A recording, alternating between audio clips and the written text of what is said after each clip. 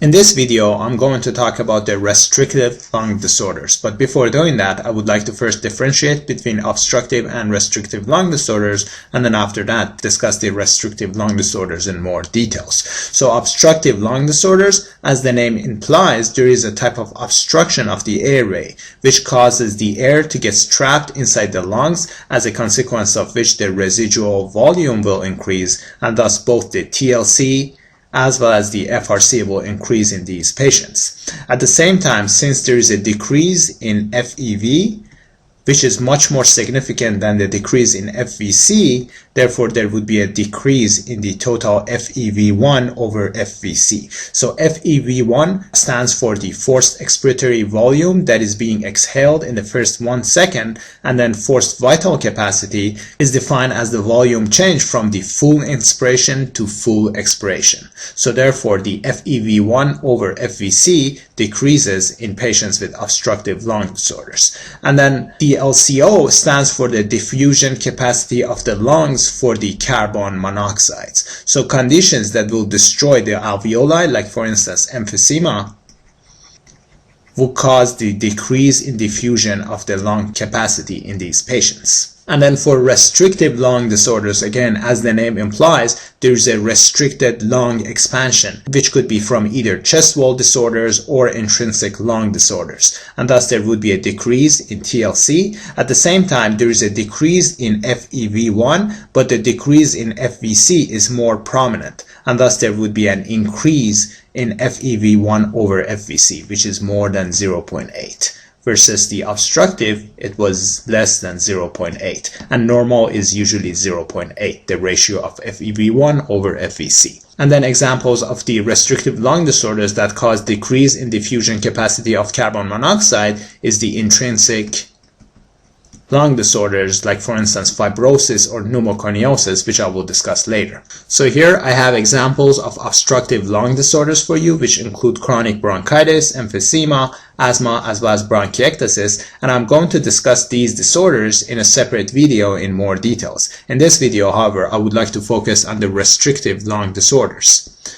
And then restrictive lung disorders are divided into two types: the ones that are affecting the chest wall, and then the ones that are causing intrinsic lung disorders. So chest wall disorders, for instance obesity, kyphoscoliosis, or conditions that cause muscle weakness like polio or myasthenia gravis, because of the problem with the chest wall, whether it's from the anatomy or the muscle function, it will cause the restriction of the lung capacity.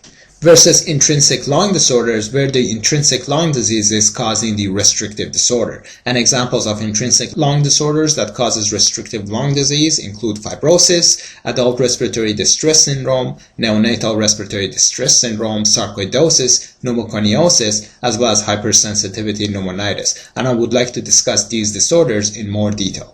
But then in terms of the decrease in diffusion capacity of the lung with carbon monoxide, you should know that chest wall disorders do not affect the diffusion capacity of the carbon monoxide, while it's with intrinsic lung disorders that the diffusion capacity of carbon monoxide decreases.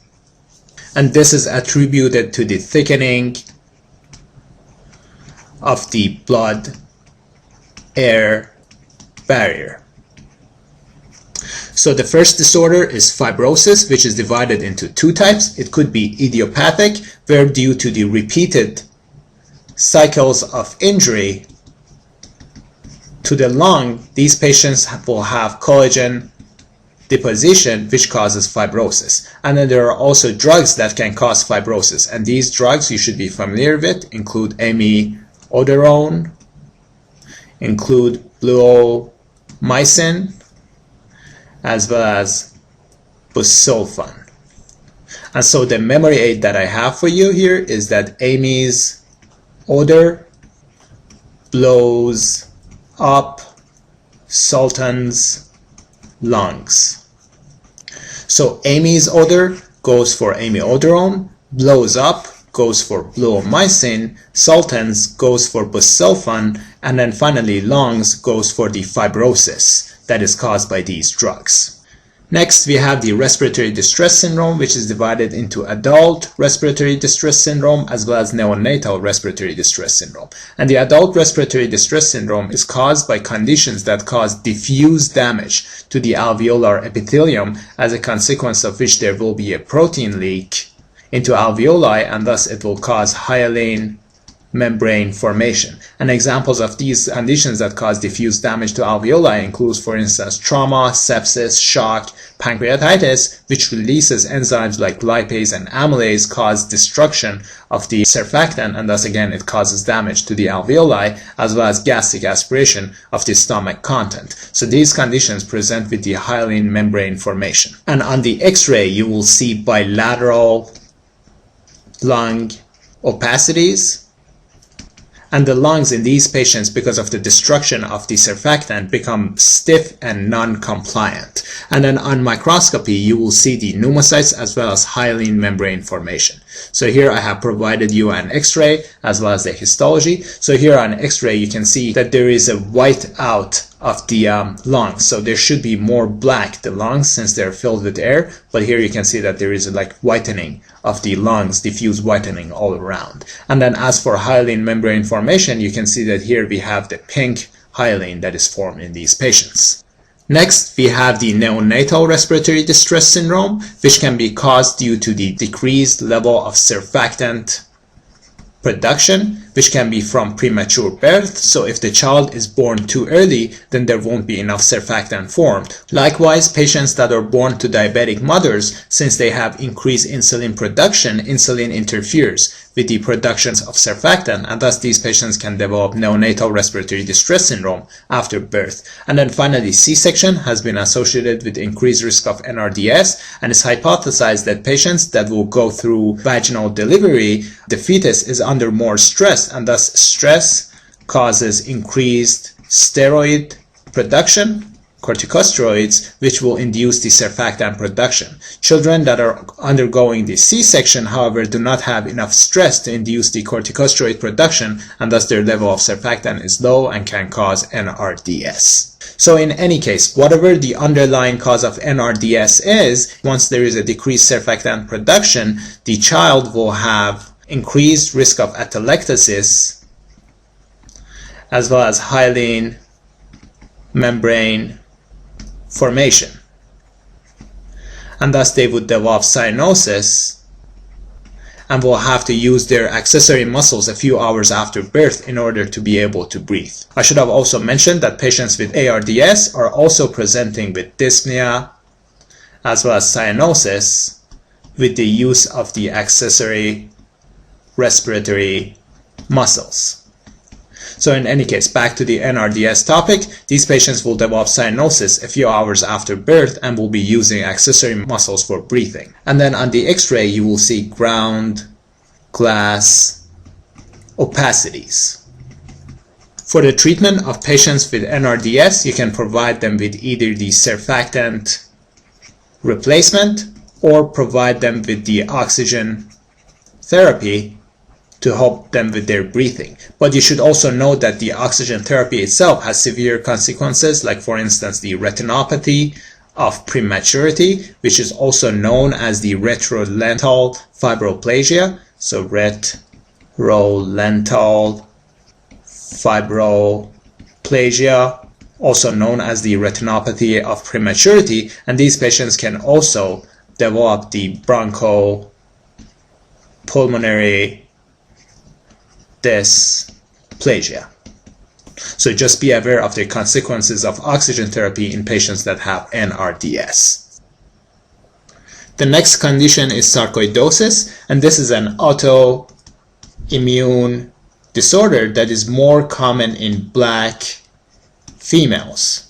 And it's characterized by the formation of non-caseating granulomas, which is shown right here. So by non-caseating, it means that there is no dead cells inside. So unlike the tuberculosis, where there is dead cells inside within the granuloma, and thus it's referred to as caseating granuloma, patients with sarcoidosis have non-caseating granuloma. And then on the X-ray, you will see bilateral hilar lymphadenopathies, which is shown right here. And then clinical features of these patients include dry coughs, fever, night sweats, weight loss, arthritis, erythema nodosum, blurry vision from uveitis, and finally they can present with the bilateral Bell's palsy. Lab findings in these patients include hypercalcemia and elevated angiotensin-converting enzymes, and these are important for the diagnosis of sarcoidosis. So in these patients, epithelioid macrophages induce 1-alpha hydroxylase mediated activation of vitamin D, as a consequence of which there would be increased calcium absorption, and thus these patients present with hypercalcemia. In addition, the epithelioid cells also secrete angiotensin-converting enzymes, and thus levels of angiotensin-converting enzyme will also be elevated in these patients. And then two other diagnostic features of sarcoidosis include the Schaumman bodies as well as asteroid bodies on the histology. And so here I have provided you some examples of Schaumman bodies as well as asteroid bodies. So here we have a Schaumman bodies, which is a calcification that is shown here, and then here is examples of asteroid bodies. The next condition is pneumoconiosis, and there are 4 different types of pneumoconiosis that you should be familiar with. The first type is anthracosis, which is due to the buildup of carbon in the macrophages, and this condition is commonly seen in coal mine workers, and these patients develop black lungs. And then the complications that can arise in these patients is rheumatoid arthritis. The next condition is silicosis, which is commonly seen in patients that are working in foundries, sandblasting, or silicon miners, and then in these patients there is an egg shell calcification of the hilar lymph nodes. And then in addition, due to the impaired formation of the phagolysosomes by macrophages, these patients are at increased risk of developing tuberculosis. Because if you recall, macrophages were the principal immune cells in blocking off Mycobacterium tuberculosis, and thus if their function is impaired, therefore the patient would be at increased risk of developing tuberculosis. The next condition is asbestosis, which presents with the dumbbell-like inclusions that are shown right here. So here you can see that they have a dumbbell-like appearance on histology. And these patients are commonly working in the shipbuilding, roofing, or plumbing industries, and then they present with the bronchogenic carcinoma as well as mesothelioma. So note that these conditions, both type of cancers, may be listed on your exam. And if you had to pick between one of them, which of them is more commonly associated with asbestosis, you must first go with the bronchogenic carcinoma as the #1 cause of asbestosis that is causing this cancer, and then mesothelioma would be the next cancer by asbestosis. And then one other point I would like to mention here is that asbestosis usually affects the lower lung lobes, versus the anthracosis and silicosis, which usually affect the upper lung lobes. And then the final condition is berylliosis, which is associated with the formation of non-caseating granulomas, and is seen in patients that are working in electronics and aerospace industries. And this condition also increases the risk of lung cancer.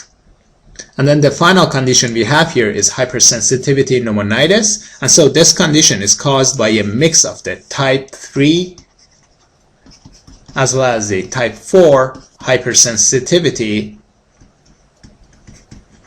reactions. And so that's the reason it's given the name hypersensitivity pneumonitis. And it's commonly caused due to the hypersensitivity reaction to the environmental antigens such as the agricultural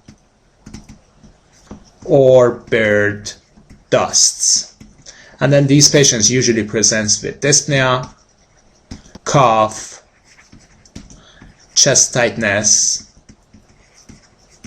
as well as headaches. And that concludes the discussion of the restrictive lung disorders.